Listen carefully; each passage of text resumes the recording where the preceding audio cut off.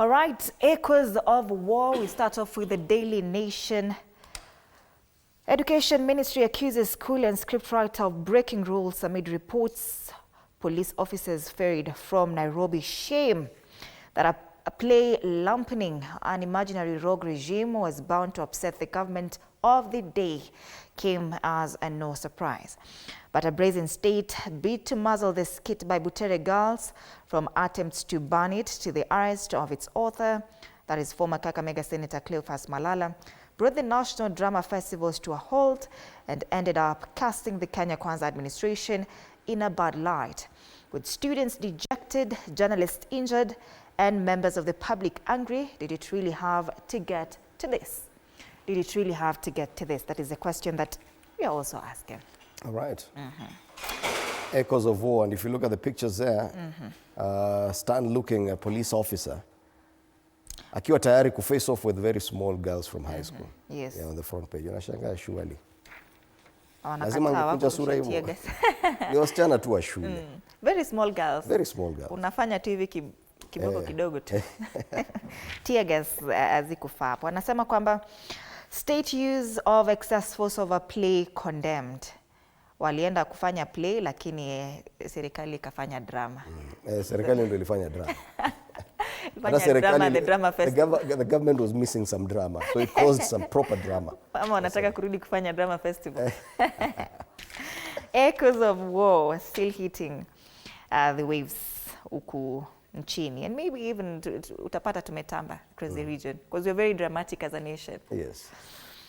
Why police promotions pay rise, housing are in limbo. And the High Court has nullified President William Ruto's decision to establish a task force that recommended changes to improve the welfare of police and prison officers. Koome and top judges win a first round against Judiciary Service Commission.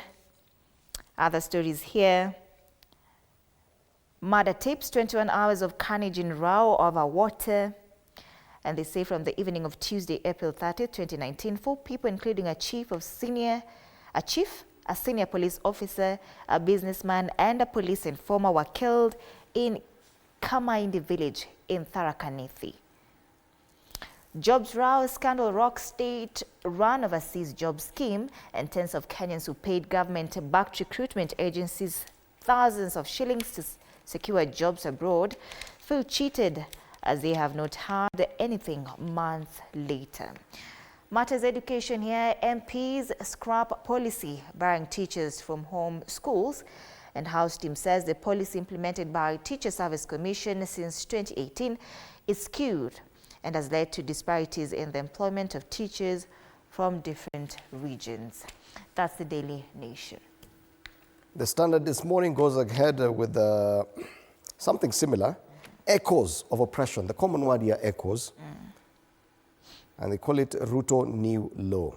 Art, in its boldest form, holds a mirror to society, but sometimes the naked, raw reflection that jumps back terrifies those in power. Echoes of War by Butere Girls was not staged at the National Drama Festival in Nakuru. It was muzzled and muted by government, and instead participants were tear-gassed in what brought back memories of assaulting children in apartheid South Africa in 1976. It begs a question. What is it that government is so afraid of that it has to fight harmless children, small little girls? Yeah. Yes. Form 2 West. Kasichana ka Form 2. Puberty. Bado akona acne. Unamchapa na tear gas. Sad state of affairs. I remember someone asking, why would you tear gas a baddie? Now why are you tear gassing girls from Form 2? You tear gas a baddie? Was it Million? No, it was Edwin Sifuna, the senator for Nairobi. Oh, yes. So a picture there, a very dramatic picture of Butere Girls students herded into their bus by police officers using tear gas after protesting at Melvin Jones School in Nakuru during the National Drama and Film Festival yesterday. Paliju Apex Court judges in first round win against JSC. Ruto lawyer bows out of IEBC interview, and Sudan accuses UAE of driving genocide. On the back page, they talk about matters UEFA Champions League. Barcelona on Wednesday thumped, he's not even beating, thumped Borussia Dortmund 4-0. And Aston Villa managed 1 goal in Paris against Paris Saint-Germain. The final score was 3-1, but at least Aston Villa have an away goal. Yeah. So wakiweza kufungia wengine wakirudi upande huu kwao, Aston Villa kwa inaitwa Villa Park. You never know. They still stand a chance. Those are just some of the highlights on the Standard today. People Daily, inside the echoes that rattled Ruto. You know, the person who wrote this front page is actually my friend. And he says, in an unprecedented case of state paranoia and suppression of freedom, brave Butere girls were gagged from speaking truth to power in a play that we serialize. Imagine now what has happened is that the People Daily has decided to serialize the script. So they're going to actually publish the entire script, Echoes of War. Or break it down. You want to tell me this administration did not see this coming when they were doing it? Or there was an ulterior motive? And because the fact is, everyone is now talking about Echoes of War in all the front pages. Could it be actually intentional by design? That you what and then kuongea kuhusu play while something else happens. Yes. They say play is about a society where the old have low regard for the youth who are up in arms. Funny enough, Butere girls did not act it out as they protested arrest and maltreatment of Kenyans. Waliingia stage, hawakuwa na lights, hawakuwa na sound, hawakuwa na audience. Waliingia wakafanya national anthem and they left. Malala said he was very, very proud of the kids. Hata mimi ningefanya hivyo as a former drama student. Tungefanya tu vivyo. Na kuimagine to West. Viva. Na uko na tunundu kila mahali. Actually, ilianza primary all the way to university. Hata saa hii ukinirudisha stage. Do you know what? Natwanga. Back in 1999, yours truly was the best actor at the Schools and Colleges Drama Festival, staged in Mombasa. I believe 1999. Hiyo ninaamini. Best actor nationwide. Yes. Pana joke na sisi. By the way, I'm deep in drama festivals. I understand what happens. Ndio maana inatuuma sana. Maybe. Inaniuma mimi inaniuma. Other stories here, Michelle Obama comes out to quash divorce claims. That's been long overdue. When they start denying it. Lakini hizi rumors zimekaa sana. Panapo moshi. Just ignore it. Pana moto. Once you deny it, probably giving credence to the accusation, to the allegations. All right, that's the People Daily. Kwenye gazeti la Taifa Leo napenda mchezo wa maneno hapa. Anasema mchezo matata wa Malala. Serikali imelaumiwa vikali kutokana na ukatili wa polisi dhidi ya wanafunzi wa shule ya upili ya wasichana ya Butere na kuwafanya kukosa kuonyesha mchezo wao Echoes of War katika tamasha za kitaifa za nyimbo na michezo ya kuigiza kaunti ya Nakuru. Habari kamili kwenye ukurasa wa pili na tunaonyeshwa picha pale. I know this area very well because this is next to Menengai High School. Ndio ile barabara nilikuwa natumia back in the 90s kwenda shule. Hapa ndo aliweka tear gas. Ni sawa tu. Alright. Pale unaonyeshwa magari ya polisi yazuia gari la aliyekuwa senator wa Kakamega Cleophas Malala kuingia katika Kirobon Girls High School. Wanafunzi wa Butere Girls wakaidi amri kuigiza kwenye ukumbi mtupu na kuondoka. Vidokezo zaidi kwenye gazeti hili, serikali kutoa chanjo ya Mpox kaunti 13. Masuala ya IEBC, wakili wa Ruto ajiondoa. Huyu ni yule anaitwa Katwa Kigen. Ajiondoa katika mahojiano ya kusaka makamishna wapya wa IEBC. Na Kira changia Machar kutupwa nje. Washirika wa Machar washtumu Rais Kir kwa kudhoofisha nguvu za upinzani nchini humo. Pale juu walioahidiwa kazi ng'ambo walalamika. Waliolipa maajenti wa ajira waliodaiwa kuungwa mkono na serikali wadai kupunjwa. Kupunjwa ni kuhadaiwa. Maswali ya spoti, mambo bado. Aston Villa yaonya PSG. Kocha aonya kibarua chao hakijakamilika licha ya kupoteza. Yes, they do have an away goal, which is actually something that could turn the tide to their way. Gazeti la Taifa Leo. Business Daily. Tuko na physical copy hapa. Nairobi Securities Exchange and the shilling swung back into positive territory yesterday after the US announced a 90-day pause on the reciprocal import tariffs above 10%, easing the jitters that has sent global markets into a near meltdown since Friday. They say NSE shilling rebound on Trump tariffs pause. NSE data shows that the bourse added 34 billion shillings in market capitalization, the measure of investor wealth, yesterday, clawing back nearly a third of the losses of 124.4 billion shillings.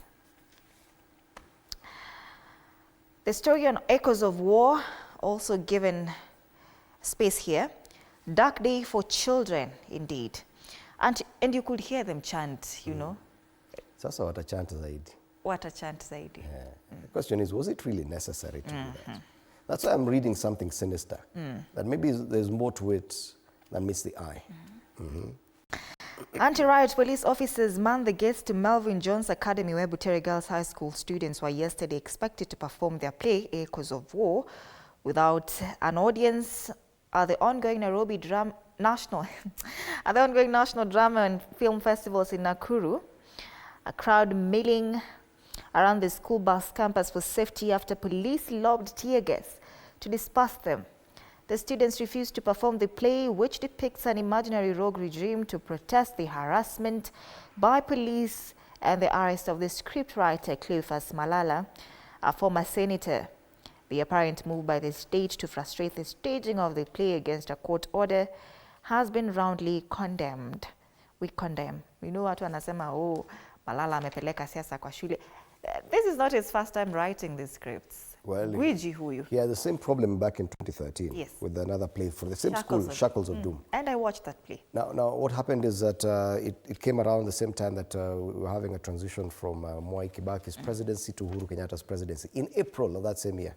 So many people are accusing, oh, it's Uhuru who did this, or maybe it's not Uhuru, but yes, it has happened before, about 12 years ago. But they still go to perform. That's a good thing. Yes, Butere has suffered. On the ticker, Saudi Aramco's subsidiary eyes Mombasa for fuel hub. Reprieve for tea grower Camellia in permits row with Nandi County. Kenya trails South Africa, Mauritius in adoption of cryptocurrency. And that's the business daily. All right. The Star. Fresh, independent, and different. It's definitely different because the headline is something way away from what all the other dailies are talking about.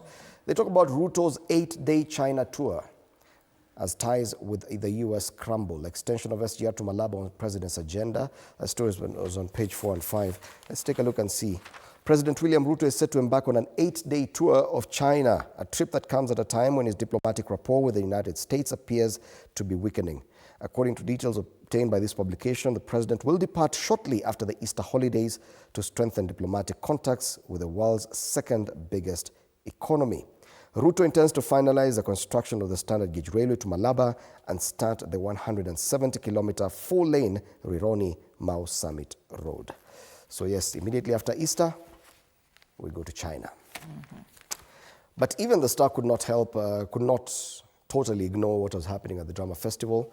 They've done a pictorial, Palicini on the front page, also a play smashing success until clampdown brought down the curtain. Echoes of War, former UDA Secretary General Cleophas Malala, a picture of an empty auditorium where the play was to be performed. Pictures there of Wananchi escorting Butere Girls High School students to their bus after they were tear gas and walked out of the stage in Nakuru on Friday.